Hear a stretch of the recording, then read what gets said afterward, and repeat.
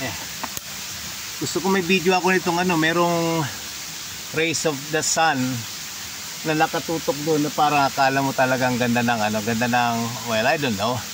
I'm just being romantic, I think. Kaya samantalin ko to. Ayan, dito ako. Para magkaroon naman ako ng souvenir dito na yung rays ng araw ay iban sa akin para kung kukolekta ng energy from the universe, ano? So dito ako. I'm sorry about my clothes, my t-shirt, ano? And impromptu lang kasi yung decision ko na bumaba dito. Kaya ito suit ko and nakapunta ako dito. I'm really thankful na nakapunta ako dito.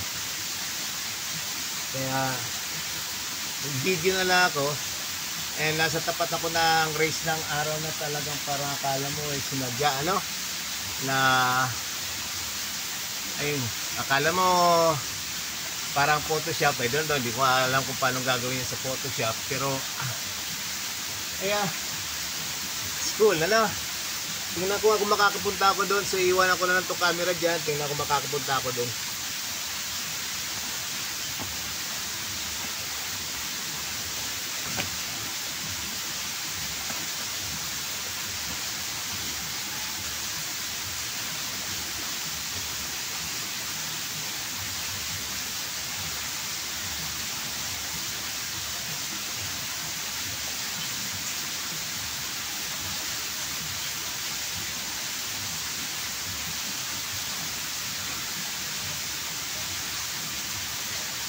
Oh, dito yung sinag ng araw. Medyo mainit na actually. Pero ang ganda pa rin yung ano, very visible pa yung sun, yung rays.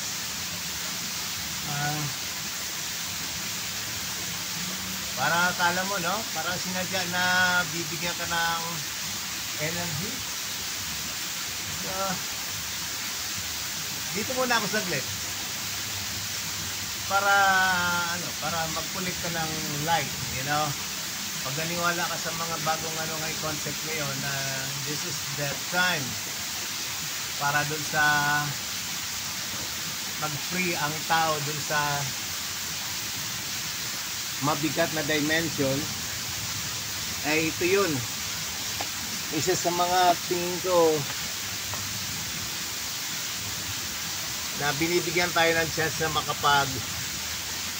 makapag-absorb ng energy through vibration wave. Yun yun eh, frequency and vibration. Ayan ang energy natin. Kaya let's do this, guys. Sama tayo dun sa lighter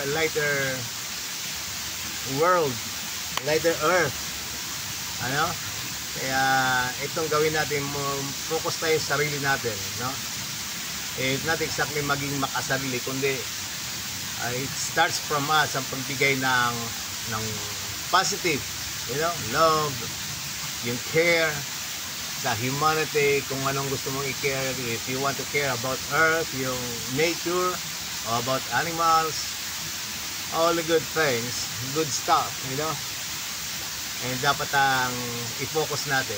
We've been fooled by, you know, yung mga secret societies and government na gusto nila talaga ay laging giyera, constant threat. Huwag tayong magpadala sa mga ganun. Kaya kasi yun ang negative, ano, negatively charged dark side yun. Kaya yun ang dapat iwan natin. Doon tayo sa enlightenment, no? Focus tayo sa magandang part ng buhay. Kaya ayun, yung mga ganito, one with nature, yun, maganda yung mga ganun. Doon tayo mag-focus. So, 2024, lahat tayo mag-focus ng magandang vibes. Okay? So yun, kuha na natin yun. Nakakuha ko ng energy. Hindi natin pwedeng sabihin na sana nakakuha, kundi sabihin natin na kumukuha ka, constant. Because everything is at present, no? Hindi yung sa past, hindi na yung sa future, kundi always the present. Okay? So, titingnan ko makaka-shortcut ako dito. Ito yung laging binibidyoan ko na ang hirap babain, pero ngayon mukhang naman kayang baka sakali magawa ko ng paraan na makaakyat. So finally, eventually, and ito na to, bibidyoan ko muna to saglit itong waterfalls na sa kabila. Ilipat ko lang yung camera. No? Okay.